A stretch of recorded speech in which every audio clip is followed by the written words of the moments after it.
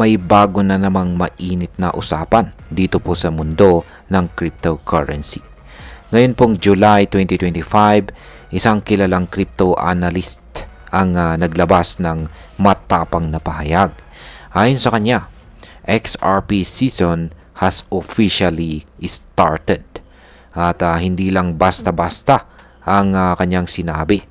Dahil tinarget niya na si XRP ay posibleng umabot hanggang $4.35 bago matapos ang buwan. Mula po sa kasalukuyang presyo na nasa $2.42, ito ay halos 79% na pagtaas. Pero gaano ba ito kaposible? Anong mga dahilan kung bakit biglang nagiging bullish ang mga tao kay XRP ngayon? At bilang isang Pinoy trader o investor, ay ano po ang epekto nito para sa atin? Kaya yan po ang mga katanungan na siyang ating pag-uusapan sa video na ito. Pero bago po tayo magpatuloy, ay pakibasa na lamang po muna ang disclaimer dito sa ibaba ng ating screen. Yan, simulan po natin sa kung ano po ang ibig sabihin ng XRP season has started. Yan mga ka-crypto, ang tinatawag na XRP season ay isang panahon kung kailan si XRP ang nagdo-dominate sa price action kumpara sa ibang altcoins. Ibig sabihin, mas malaki po ang tinataas niya kaysa kay Ethereum, Solana o iba pang sikat na mga coins. Kumbaga, si XRP ngayon ang bida sa entablado ng crypto market. At base po sa analysis ng isang sikat na XRP supporter na si Ginong Alex Cobb, nagsimula na daw ang panahong ito. At bakit? Dahil si XRP ay matagumpay na nakalagpas sa psychological barrier na $2. Matagal na itong resistance level. Pero ngayon, na-break or nabasag na niya ito at umabot pa siya sa presyong $2.4 ngayong buwan. Kaya ito ang kauna-unahang pagkakataon mula pa noong May na naabot niya ang price level na ito. Yan, bakit po biglang tumataas si XRP? Ngayon, marami pong dahilan kung bakit umaarangkada ngayon itong si XRP. Una ay may malalaking developments sa ecosystem na Ripple, ang kumpanyang responsable kay XRP. Isa sa mga ito ay ang bagong partnership ng Ripple sa BNY Mellon, ang pinakamatandang tumatakbong bangko sa Amerika. Ang ganitong klaseng balita ay nagbibigay po ng kumpiyansa sa mga institutional investors na suportahan si XRP. Pangalawa, lumabas din sa balita na si Ripple CEO Brad Garlinghouse ay humarap sa US Congress. Ibig sabihin, may aktibong pag-uusap na ngayon sa pagitan po ng regulators at ng XRP ecosystem. Ang ganitong klaseng transparency ay nakakabawas sa uncertainty, kaya mas maraming investors ang gustong pumasok. At syempre, hindi rin natin pwedeng kalimutan na ang buong crypto market ay bullish sa ngayon. Si Bitcoin nga ay kaka-break lang ng all-time high po niya kahapon.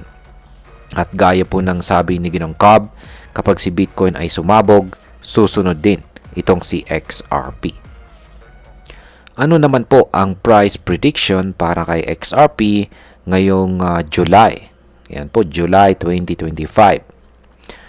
Ayon po ulit kay Ginoong Alex Cobb, may posibilidad daw na umabot sa XRP sa $4.35 bago po matapos ang buwan na ito.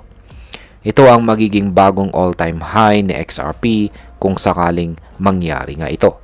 Kung iisipin natin, mula po sa $2.42 na kanyang presyo ngayon, kailangan pa niya ng 79% na pagtaas para marating ang target na ito. Medyo mataas, oo, pero hindi imposibleng mangyari, lalo na kung magpapatuloy ang momentum. Pero paalala rin, hindi ito ang unang beses na may nagsabi na aabot ng $4 itong si XRP.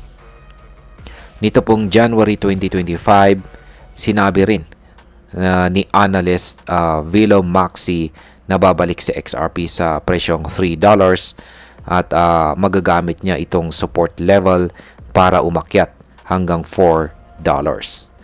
Ngunit hindi natuloy ang prediction na ito dahil nag-pullback po siya pabalik sa presyong $2. Kaya sa puntong ito, importante pa rin ang caution kahit bullish ang sentiment. Ano naman po ang masasabi ng mga analyst tungkol kay XRP ngayon? Bukod po kay Ginoong Alex Cobb, maraming analyst ang napapansin ang trend reversal ni XRP. At marami po ang nagsisisi na hindi po sila bumili noong nasa 0.50 pa lamang itong si XRP. Si Ginoong Cobb mismo ay nagsabi na pinagsisisihan niya na hindi siya nagdagdag noon sa mababang presyo. At ngayong bullish na po ulit ang market, marami ang naniniwala na hindi na ito dead coin tulad ng mga sinasabi ng ibang kritiko dati. Si XRP ay muling bumabalik po sa spotlight. Ngayon ay pag-usapan na po natin ang posibleng epekto nito para sa atin bilang mga Pinoy crypto traders at investors. Para po sa atin bilang mga Pinoy ay malaking bagay po ito. Una, marami pong Pinoy ang matagal ng hodler ni XRP. Matagal na po tayong umaasa na aakyat ulit si XRP at ngayon ay unti-unti nang nangyayari ito.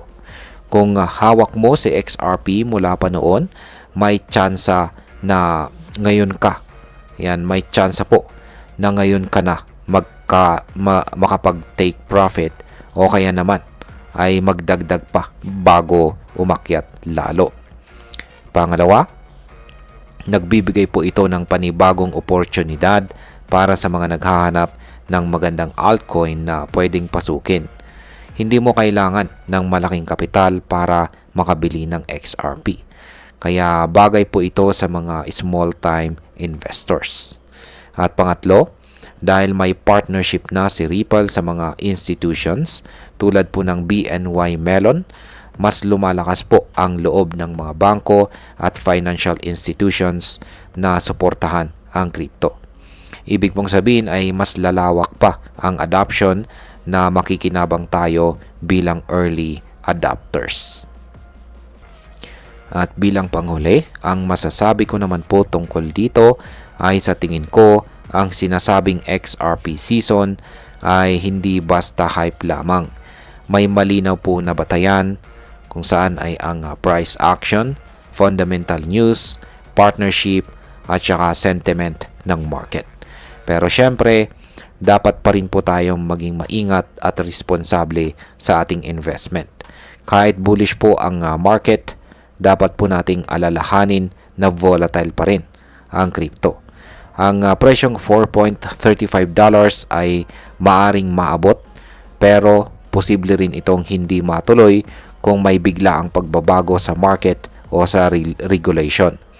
Kaya kung ikaw po ay may XRP holdings, magandang bantayan po ang presyo at mag-set ng realistic profit-taking levels. Kung balak mo namang pumasok, siguraduhin alam mo ang risk na kasama nito. At ayan, hanggang dito na lamang po tayo sa video na ito mga ka-crypto. Marami pong salamat sa panonood. Ingat po tayo lagi at God bless po sa ating lahat.